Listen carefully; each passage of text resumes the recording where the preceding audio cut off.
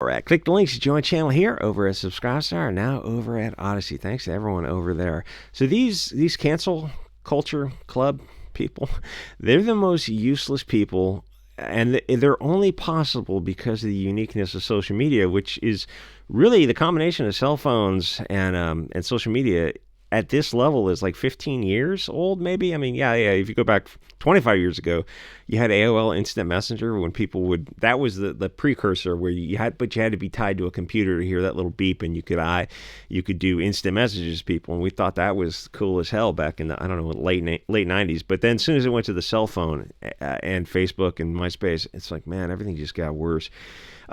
And the thing is, it's important to call these pussies out as the useful idiots they are because they have no personality, so they made Twitter activism their hobby. The kind of globalist, brainwashed, useful idiots who are always showing pictures of some restaurant. They go, look, I went to an Ethiopian restaurant, and they got some, I don't know, some ethnic food where they spell it correctly or something, or some Basque cooking or whatever stupid shit that they're virtue signaling about because the country it's coming from is vaguely darker skin tone than them, and in their worldview, that matters for some reason. Where their life is posting photos on social media, and it's mostly women and BLT men who are doing this because the energy of it is really feminine, backstabbing kind of betrayal energy. People who don't. It's only possible on social media because they're not part of a community.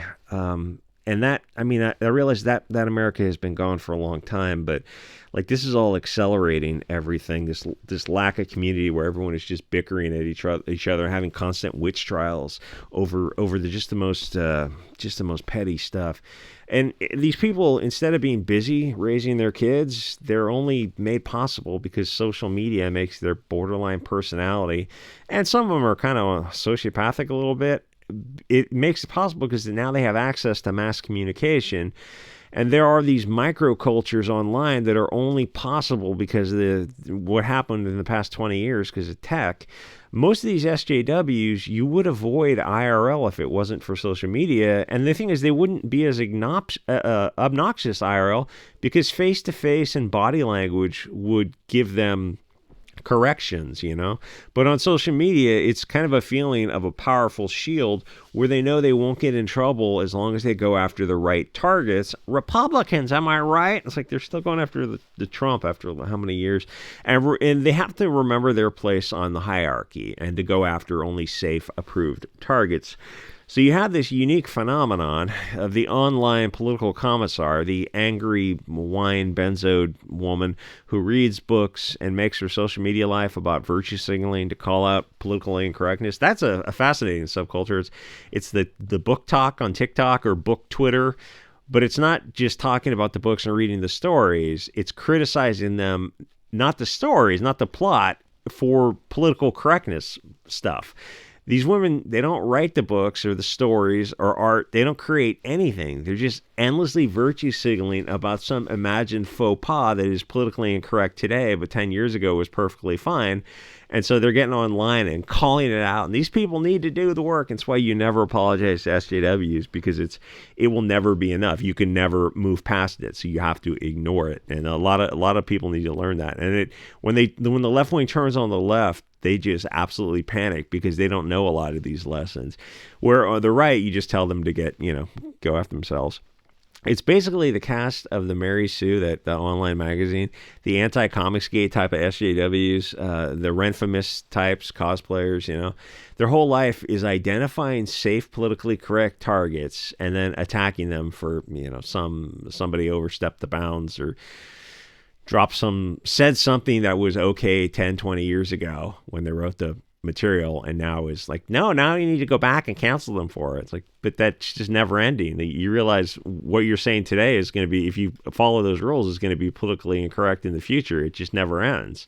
That's why you have to just let things go and move on. They look at you like, but I need to virtue signal on social media for this. Now, here's the trick. These people will get more of a following if they're female because social media is an incel simp army waiting to fight for my lady. It's the same crowd that wants to cancel Gina Carano at conventions instead of just not going to her table. And the thing is, this is the people who put these petitions online are probably have no interest in going to the convention at all. Like they're going to, or even if they go, it's like, she's not going to chase you around the room. She doesn't know who you are. You're anonymous online. Like Renfamous did that with that voice actor who she said she bought tickets to this convention after Vic was going to go be a speaker or something or sign autographs. And then she tried to refund them and get online and make a big stink about it. And everyone's looking at her like, this whole thing's a setup. You bought the tickets just so you could virtue signal about it. And like, he doesn't know who you are. This is just, it's like parasitical, I don't know, social media flexing to try to get like coattail writing kind of thing. So this useless petition where you've got, 120 signatures, the reason they're triggered is because she challenged the efficacy of the Wu-Flu experimental treatment. Well, let me say that very carefully. Good, you should, because there's no long-term studies. So that's a fair scientific analysis to challenge something. You go, oh hey, you got this illness. It's coming around. What are the long-term side effects of it, and what's the data around it? Like, oh, we don't know. Oh, okay, so this treatment for it, what's the long-term studies of that? Like, oh, we don't know. Okay, well then, first do no harm. When in doubt, you don't take an experimental. That was a tricky thing for YouTube for a long time. They would not like that. But I'm glad that I maintained my virginal state for that treatment. So I'm not worried about any experimental stuff. It seems like, if you make people afraid, you can get them to do things. And if you see that there's so suddenly you trust the media and government? I trust the science. Yeah, but not the scientist. Anyway, so she blamed the Biden administration. I don't know about that. And then she shared a story on Instagram, the deletion of the Epstein Island guys. He was a victim of something conspiratorial.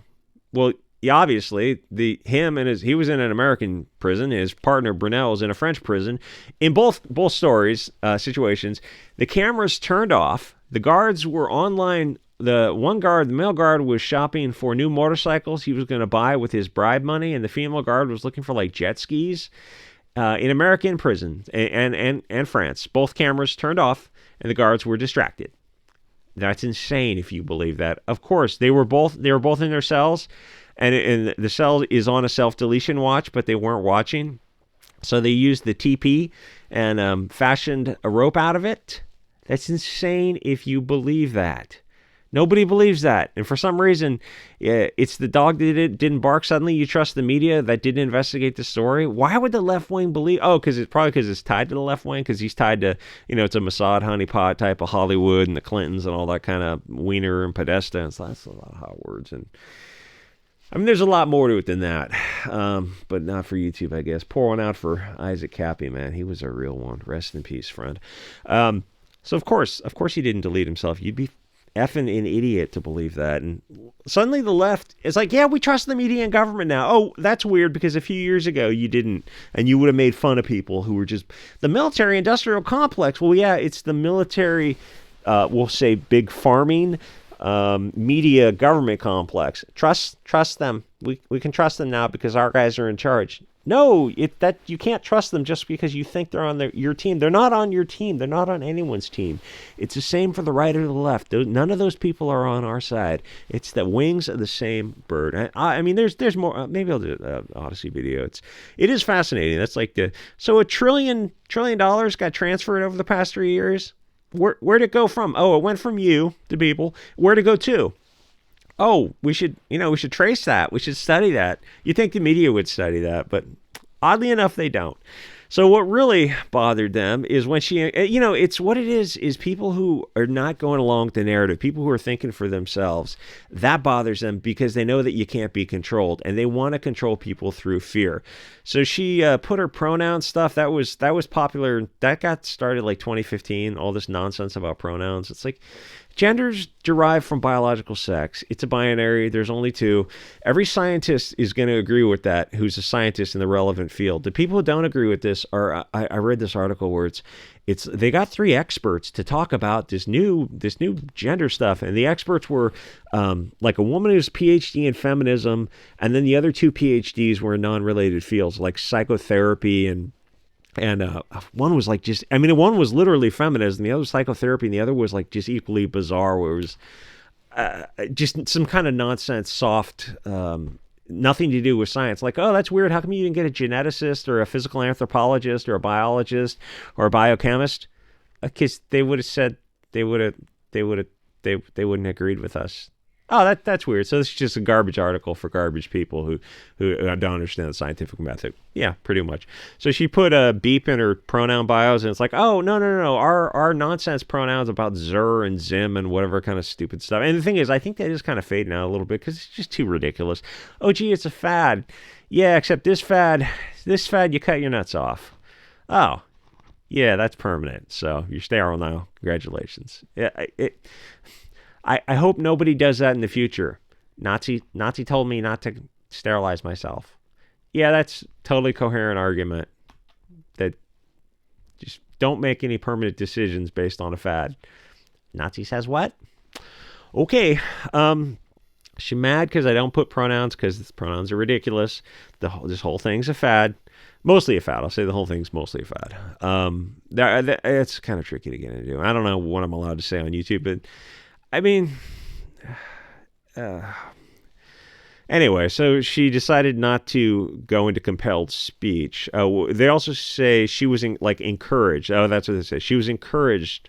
It's like, so wait, you're telling me to say something that I don't want to say? That doesn't meet my value system. I believe genders derive from sex, and there's only 2. That's what I believe, because it's scientifically accurate. So you're compelling me through social media threats and threat to her career to tell a lie, to go along with a lie. And she doesn't want to do that, and you won't just leave her alone. Instead, you got her fired. Congratulations for that. They need the BLT people. The thing is, that community, anyway, they need to find less abusive representation. And okay, let me say this. I'm going too long.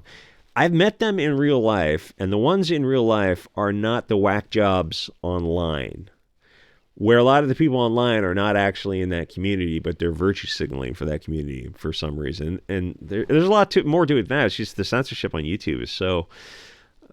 I guess I can't say the G word. Anyway, so Pedro Pascal, who said, yeah, you put, this is why some people use these pronouns, but I'm going to choose not to. So am I free to make my own decisions, or are you going to force me to go along with the herd? Well, I mean, you're free to do whatever you want, but you're fired. Oh, that's lame. Anyway, the other point was she's talking about the media and the government is pushing an anti-Trump, anti-white narrative. She's just talking about the Trump supporter type stuff, but it's really more than Trump and conservatism. It's right of center people, but it's also mostly people of European descent are being marginalized and disenfranchised. That's where the hatred is going. And she had an interesting comment about the red and the black ants, and I read that, and she goes, who's shaking the jar? And I looked at that, and I'm like, is she our girl after all? I don't know. Anyway, It's tricky to make these YouTube videos. It's like she's going to a convention to sign autographs. Oh, we have to make a big deal about it. You can just not go. Have you considered that? Oh, I wasn't going anyway. Okay, then maybe you should start jogging and pick a better hobby instead of sitting on Twitter for literally 3 hours a day for these people. Anyway, she's our Italian waifu. Like, comment, subscribe. I'll see you guys. Thanks to the Odyssey members. You guys have been amazing the past couple of weeks, and I'll see you guys all next episode.